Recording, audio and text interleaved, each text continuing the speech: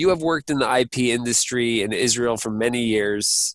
How is the current COVID-19 situation affecting the industry in general? And like, what are the major changes you've seen over the last few months? We have certain restrictions that we need to cope with.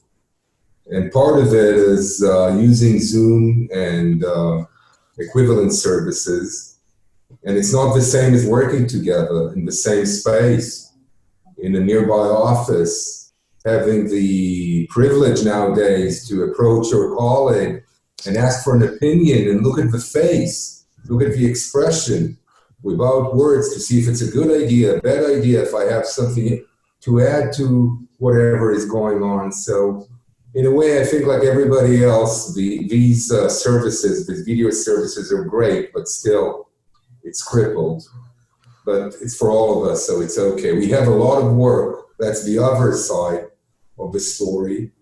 We are filing a lot of patent applications directed to COVID-19. One of your specialties is biotech patents. How is this current situation affecting this work in particular? We get a lot of work. We're being bombarded by inventions directed to the COVID-19, not only to the COVID-19, to the virus itself, but also to the corona disease, both in terms of vaccination and actual APIs, therapeutic agents that may treat the disease at different stages. We have the privilege of represent Israeli academia and all the major hospitals in Israel and a lot of very interesting biotech companies. And we filed until today, in the last month or so, over 30 patent applications directed to the COVID-19, to corona, method of diagnosing corona, COVID-19 or corona, serological kits, so on and so forth. And we also been able to, other departments in this firm, file patents, computer software patents that monitor the spread of this disease in populations, in different populations, very interesting mathematical and machine learning models. So in a way, it's funny, but it did us good. We get a lot of work. We're very happy with the work that we are able to get and to do. It's very interesting. Still, it's challenging. It sounds like your field, specifically the biotech and software, anything related to this COVID-19, whether it is vaccinations, medications, or ways to find to check for the disease, as well as software that are used for the disease, those companies seem to be striving and filing more at this time. Absolutely. Academia and companies are striving to file. On top of that, I can tell you that we do a lot of IP analysis. In our firm, which we are pretty unique, a good portion of us are both attorneys at law and patent attorneys or patent agents. I myself, both an attorney and a patent attorney.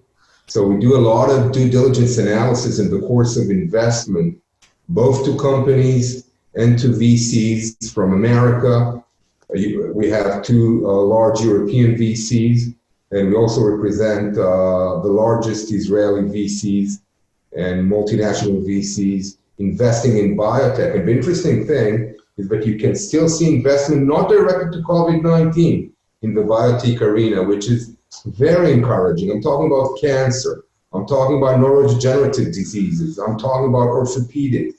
Nothing to do with COVID-19. It's still going on. Full blast, huge investments. How long would you say that these medications and vaccinations would be able to be used? But I think that the major thing about corona and what it does to people and what it does to the scientific industry, and I still consider myself a scientist, I'm a molecular biologist. I have a PhD in molecular biology and genetics, and I still think that the major thing is how are we going to combat the next disaster? And I assume that we're going to see a lot of technology, a lot of investments towards molecular and mathematical and computational tools that can provide good leads to both medications and vaccination faster. We already have some tools, but we're not good enough. And we need to test these on patients.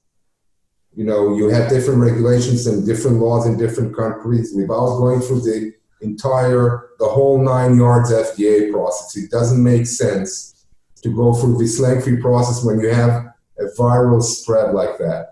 God forbid, a bacterial spread that might come, that might even harm us in a worse situation. It can be even worse than that. I understand scientists and pharmaceutical companies and research organizations tend to collaborate a ton when they're doing research and give the information to help each other come up with certain solutions.